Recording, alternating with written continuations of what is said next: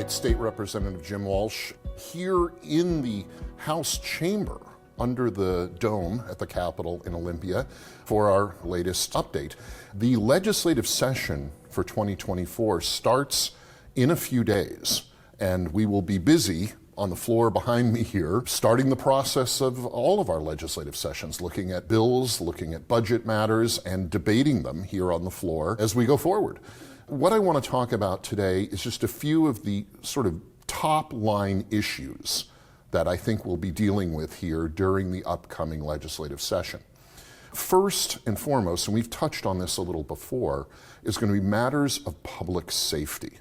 There is no doubt that we have seen the fentanyl overdose deaths skyrocketing in Washington, particularly in the urban areas, particularly in King County, and we need to do more and better in our law and our public policy to prevent these deaths.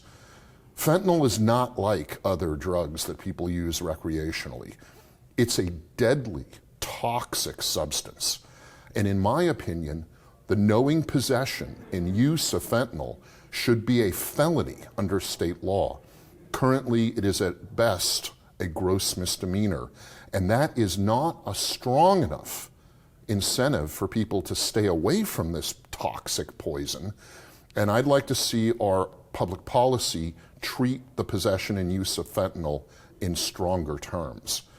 Also, as we've discussed before, there is going to be a great deal of debate around matters of law enforcement policy, particularly on how law enforcement officers are treated in terms of their personal liability, of the chance that they can be sued personally for actions that they take in the course of their job.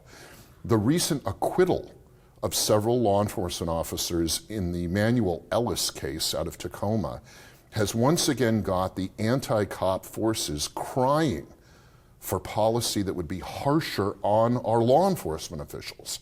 I feel strongly we need to bring that pendulum to the middle and protect law enforcement officers who are acting according to their training, with good intent, meaning to do well in the course of their work. That will be a point of much debate in the upcoming session. And then on the matter of schools, we still have important reforms we have to consider here in Olympia.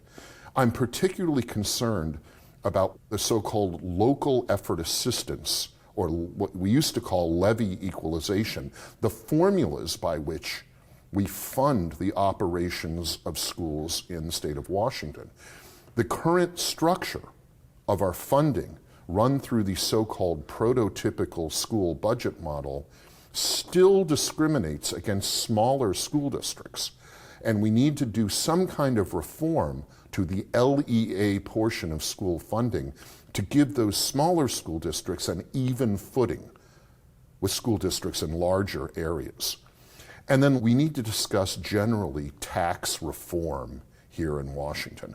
We have seen our taxes on all fronts, property tax, sales tax, certainly sales tax on gas and diesel fuel, skyrocket in the last few years. We need to talk about serious tax reform, the ability to bring down some of these state and local taxes that Washingtonians are paying.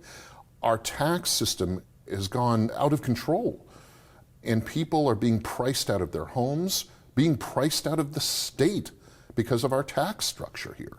And lastly, with regard to taxes and budgets, we need greater transparency and accountability. I've co-sponsored a bill that I hope will be heard on the floor here during the session that creates a system of auditing, particularly homeless housing funding. It's been a great controversy in Washington that money that we spend with good intent to get people off the streets and into some kind of transitional housing is not reaching those people in need. It's being absorbed in overhead and bureaucracy and not getting housing units built or rebuilt in a way that people can get into an apartment or a home. So we need better accountability, transparency, and audits of how we spend taxpayer money here.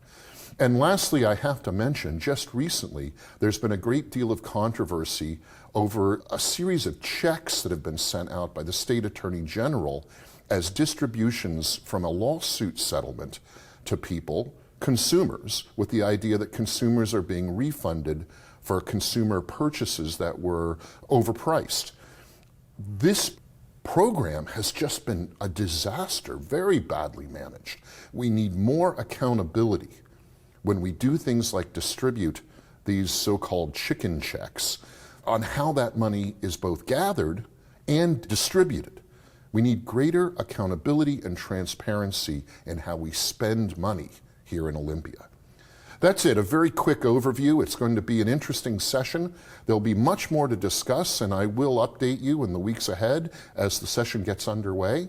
But for now, I hope you're enjoying the new year and look forward to a very action-packed 2024 here in Olympia.